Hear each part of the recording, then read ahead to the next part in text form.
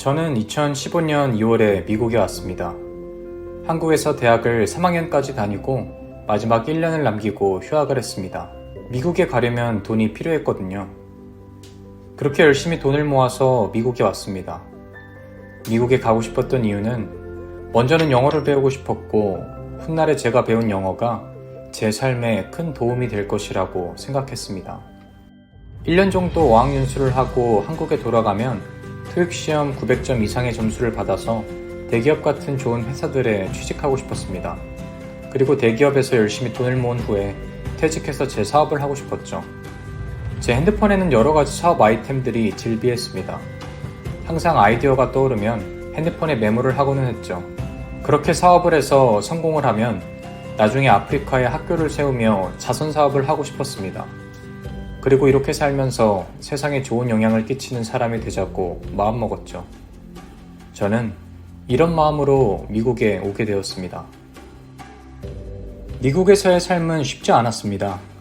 미국인들의 언어, 문화, 그들의 외형적인 모습마저도 낯설었습니다. 영어를 못해서 무시받기도 했고 금전적인 불이익들도 여러 번 보았죠. 첫 3개월은 영어를 배운다고 한국인들도 거의 만나지 않았습니다. 얼마나 외롭던지 주변에 사람이 없으니 그제서야 제 안에 공허함을 보게 되었습니다. 그래서 제가 시작한 것이 성경 읽기였습니다. 한국에서부터 교회를 계속 다니기는 했지만 성경을 한 번도 정독해 본 적이 없었습니다. 그래서 하루에 몇 시간씩 성경을 읽기 시작했습니다. 그때 얼마나 성경 읽기가 재밌고 좋았는지 시간이 가는 줄 모르고 읽었습니다. 하지만 혼자 성경을 읽다 보니 해석하기 어려운 내용들을 많이 마주하면서 말씀을 배우고 싶다는 생각이 들었죠. 그래서 미국에 있는 한인교회를 찾기 시작했습니다. 감사히도 그 당시 제가 수학과외를 해주던 한국인 동생이 있었는데 그 친구의 소개로 자전거를 타고 가면 40분이 걸리는 한인교회를 찾게 되었죠. 그때 그 교회에는 모교 예배가 있었습니다. 어두운 밤에 자전거를 타고 40분이나 되는 거리를 가는데 예배에 대한 갈망이 있어서 그런지 힘들지 않았습니다. 얼마나 설레던지. 그게 저의 미국에서의 신앙생활의 첫 시작이었습니다. 그렇게 교회에서 예배드리고 사람들과 교제하고 무엇보다 제가 그토록 갈망하던 성경 공부를 하게 되었습니다. 일주일에 2-3번 성경 공부를 하고 이후에 집에 와서도 거의 매일 하루도 빠짐없이 성경을 읽었습니다. 성경을 읽으면서 제가 깨달은 것 중에 첫 번째는 제가 인생의 주인공이 아니라는 것이었습니다. 저는 제가 제 인생의 주인공인 줄 알았습니다. 나는 분명 훌륭한 사람이 될 거고 세상에 좋은 영향력을 끼치는 멋진 사람이 될 거야. 그리고 이왕 사는 거 좀 폼나게 살아보자. 넓은 2층 집에서 화목한 가정을 이루고 꽤 괜찮은 옷들을 입고 다니면서 잡지에서나 보던 중후한 느낌의 멋진 차들을 타고 다녀보자. 그리고 사회적으로 인정받는 사람이 돼서 어려운 사람들을 돕는 도덕성도 갖춘 사람이 되어보자.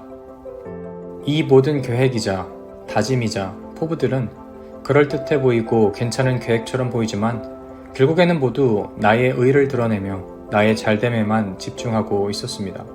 성경에서 하나님은 제가 맞다고 이야기하시지 않았습니다.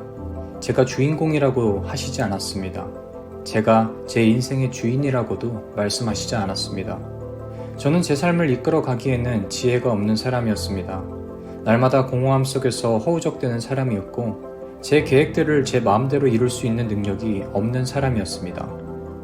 사람들을 도우면서 도덕적인 사람이 되고 싶었지만 사실 제 내면은 음란하고 부정직하고 비겁하고 폭력적이고 이기적이고 교만했습니다.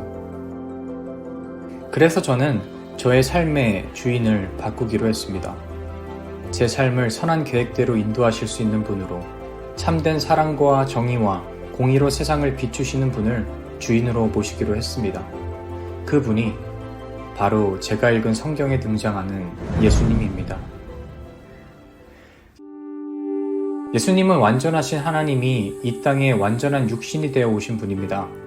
그분은 온 우주 만물이 지어지기 전부터 그 누구에게도 지음받지 않은 스스로 계신 분입니다. 알파와 오메가요, 처음과 나중이요, 시작과 끝이신 영생을 소유하고 계신 분입니다. 그분의 사랑이 넘치고 무한해서 그 사랑을, 영생을 나누고자 인간을 창조하셨습니다. 하나님은 인간이 어떻게 살아야 영원토록 가장 기쁘고 평안한 삶을 살 수 있는지 아셨습니다. 왜냐하면 그분이 지으셨으니까요.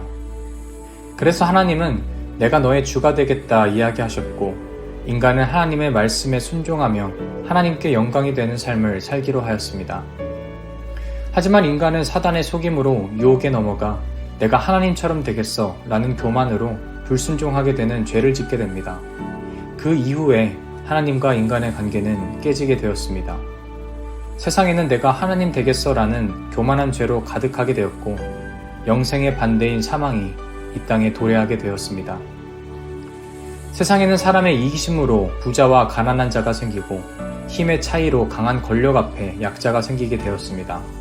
또한 자식이 부모에게 폭언과 폭력을 행사하며, 사람이 사람을 죽이며, 남편이 아내가 아닌 다른 여자를, 아내가 남편이 아닌 다른 남자를 품으며, 이웃의 물건을 도둑질하며 거짓말하며 탐내는 세상이 되어버렸습니다. 하나님은 거룩하신 분입니다. 정의와 공의의 하나님이십니다. 그래서 그분은 이 세상을 정의와 공의로 심판하시겠다 말씀하셨습니다. 하지만 하나님은 그 심판 가운데 우리를 구원하실 구원자 또한 보내주시기로 약속했습니다. 그리고 그 구원자를 믿으면 심판에서 벗어나 하나님과의 관계를 다시 회복하여 영원한 사랑과 생명이 있는 하나님의 나라로 인도하신다고 약속하셨습니다. 결국 예수님께서 하나님의 약속대로 이 땅에 오셨습니다. 예수님은 이 땅에 오셔서 회개하라, 천국이 가까이 왔느니라 선포하셨습니다.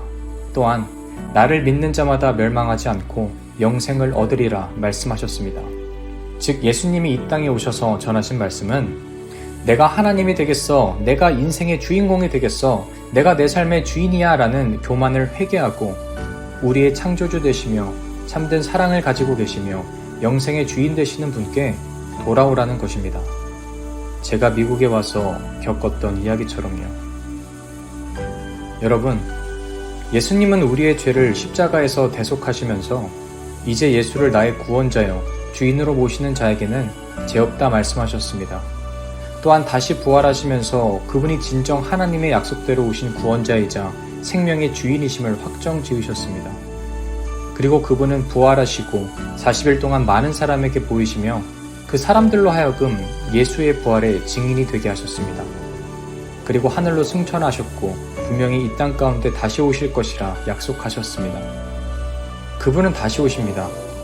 그때가 되면 온 세상 만물 위의 왕으로 오셔서 이 땅의 죄악들을 심판하실 것입니다. 그리고 그분을 삶의 주인으로 모시며 유일한 구원자로 인정한 사람들은 하나님 나라의 백성으로 영원토록 살아갈 것입니다. 저는 이전과는 완전히 다른 삶을 살고 있습니다. 과거에 대기업에서 돈을 모아 제 사업을 하고 부자가 돼서 아프리카에 학교를 짓고 살겠다라는 주도적인 계획형 인간에서 이제는 예수님의 종으로서 주신 하루에 대한 감사와 그분의 은혜를 찬양하며 이 땅에 거하실 하나님 나라에 대한 소망을 품고 살아가고 있습니다. 여러분은 지금 어떤 삶을 살고 계신가요?